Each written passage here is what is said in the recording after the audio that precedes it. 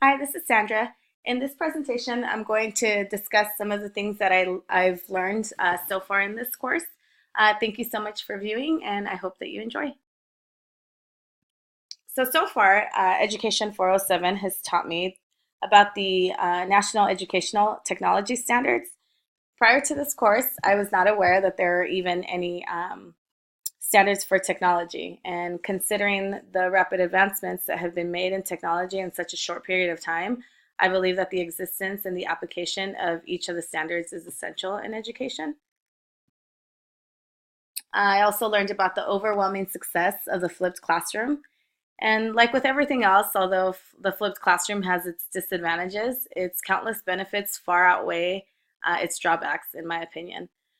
Thus, it is a concept that educators should consider when looking for effective instructional strategies that assist them in leading an academically successful classroom. I've also learned ideas on how to use Google Earth for educational purposes. Well, Google Earth gave me some technical issues the first time that I used it. It was still easy and fun to use. Its ability to view any part of the world makes it an incredible tool for instruction. It can assist in the instruction of geography, geology, history, and even math because it includes the precise coordinates of a specific location. Also, about the use of QR codes in education. QR codes are easy to generate, fun to use, and extremely useful for educational purposes.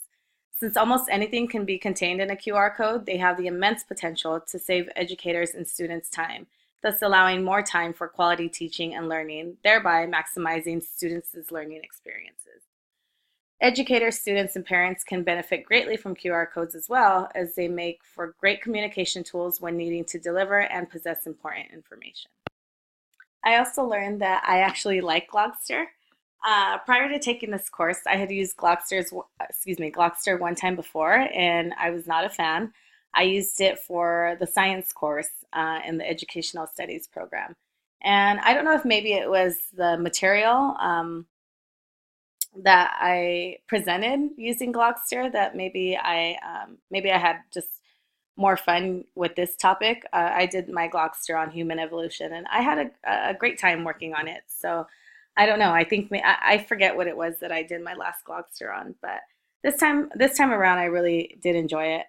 Um, while using it, I thought of the many ways that I could use it in a classroom.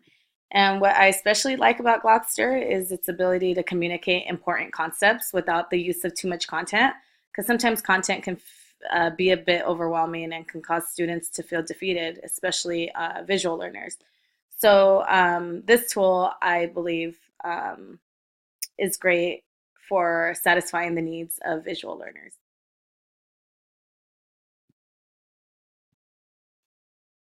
I also learned how to use Flipboard. Being introduced to Flipboard and learning how to use it has been the biggest takeaway for me thus far from this course. I love this website. To me, I feel like it's kind of like having my own personal magazine, only it contains only the things that like or that I find useful. On it, I have found on the website. Excuse me, I've found tons of instructional resources and articles relevant to education. I'm a huge fan and plan to keep using it in the future. I learned about teaching in the digital age. Today's educational system requires a major change in curriculum. Conventional teaching strategies are no longer effective in classrooms driven by technology. Thus, in order to achieve the greatest academic success, students need to learn from the most skilled and caring individuals who will provide them with the most relevant material in an engaging fashion. Therefore, it is imperative that current and future educators make exceptional efforts in becoming competent with the vast resources that our digital age has to offer and learn how to effectively apply them. I also learned the benefits of weekly blogging. During the first week of school, I noticed that one of our assignments was weekly blogging, where we would share our thoughts about what we learned in the week or anything that occurred that week that we learned from in that week that we learned, or maybe a takeaway from that week's assignment.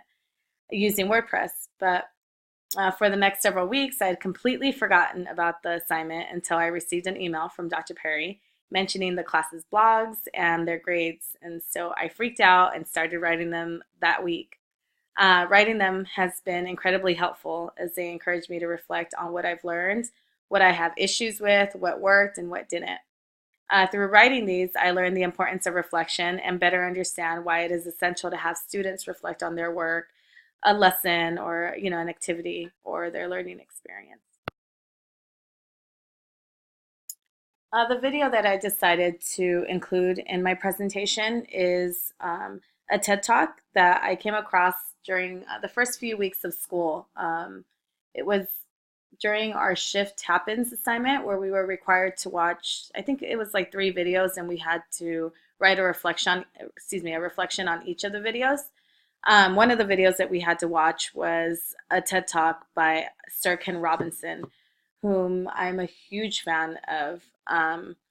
But after watching his video, I just started watching other TED Talks, and I came across this one that I've attached here, and I really liked it, and I believe that it's relevant to the course, and it's become one of my favorite. It's pretty short; it's about 10 minutes long, I think. Um, but it's short. Excuse me, it's short for a TED Talk because TED Talks are usually about between 15 and 20 minutes long. So this is one of the shorter TED Talks that I've ever seen, but. Again, yeah, I just decided that to attach it to the presentation, or excuse me, include it in the presentation because I found it extremely relevant to the course and what we've learned so far. And that's it. Thank you for viewing, and I hope that you enjoyed.